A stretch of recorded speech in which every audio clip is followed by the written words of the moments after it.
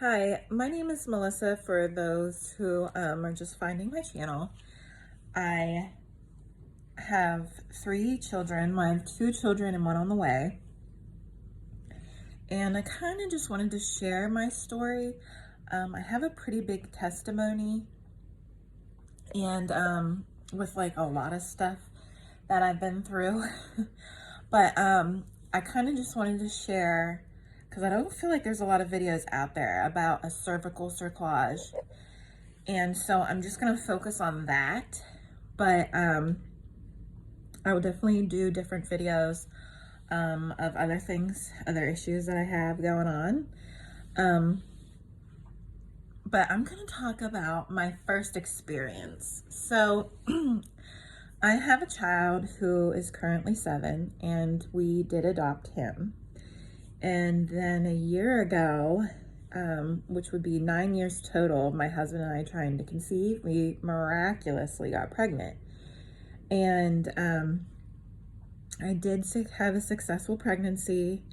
I had, and I'm going to talk about that cervical cerclage because right now I'm currently 20 weeks pregnant, and I had another cervical cerclage, and that one's a little different, but I'm going to talk about the good experience.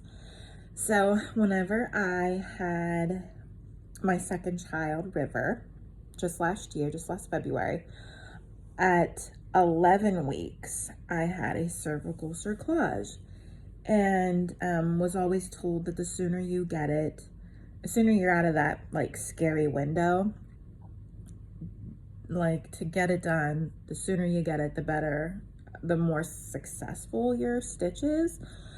That pregnancy was amazing. Like, I mean, of course, as a pregnant woman, I had some nausea my first trimester. I was living it up my second and third trimester. It wasn't towards the end of the third trimester that I got like pelvic girdle pain, where it felt like someone literally kicked my crotch bones with like a steel-toed boot.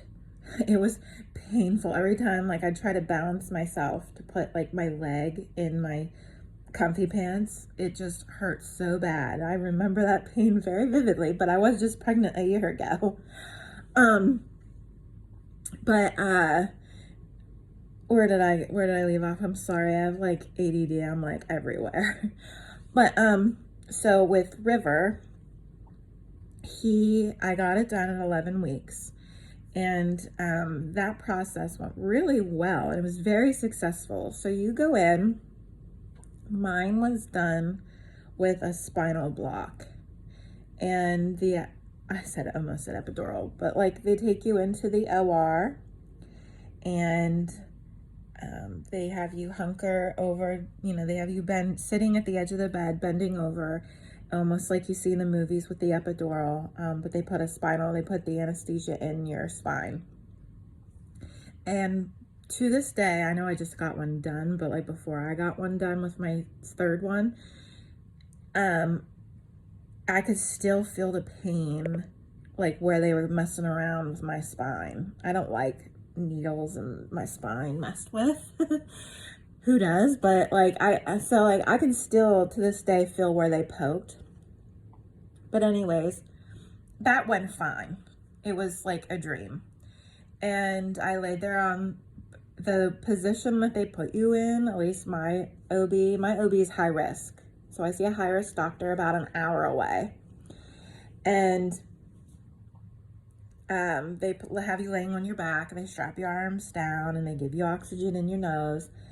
And my doctor came in, which he's wonderful, and they put your legs not in the stirrups that you would see like at the gyno, or yeah, at the gyno. They have them like roped up. It looks like some S&M stuff. Like it takes a lot for me to be embarrassed. Like, I'm just an open book. I tell it how it is. I receive it how it is.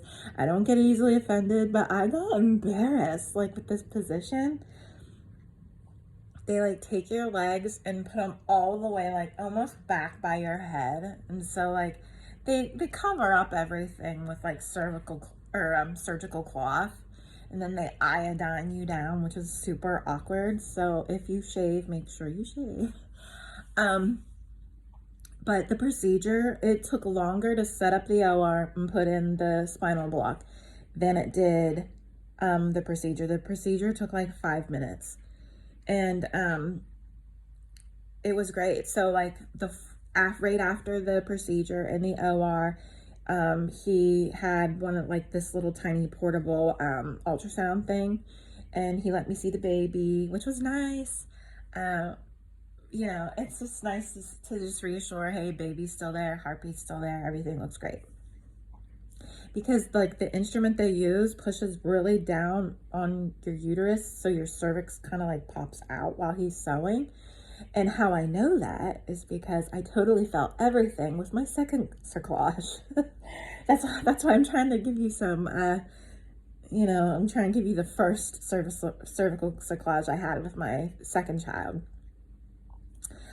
Because I felt everything with the second one, not to scare you, or well, my second cervical cerclage is because I don't want to say I have, because I don't like to claim that stuff, but like I was diagnosed with POTS, which is post-orthostatic tachycardia syndrome, and it's not just like a blood pressure thing or a heart rate thing, like it affects your whole body, like your whole autonomic system.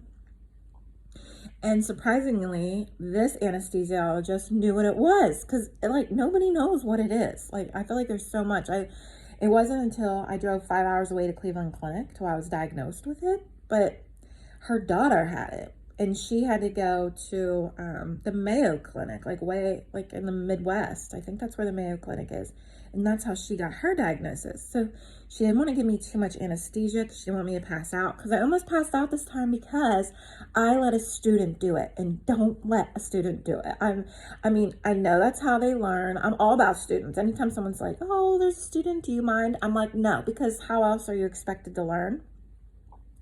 But so I thought that they were just gonna observe, not perform, because like I feel like anything messing with your spine and your spinal fluid is a huge deal.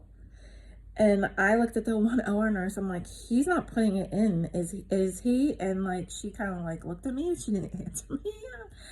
And he missed my spine twice, and I like instantly felt so sick, like which I had what do they call that? Hyperemesis. Like I my whole first trimester, I had a hyperemesis, like morning sickness. It was so bad. Oh gosh. But I was pregnant with twins this time around. So like I had twins, and one like, to say it sounds terrible, but like one I guess ate the other. Do you know what I mean? Like one disappeared and the other one thrived.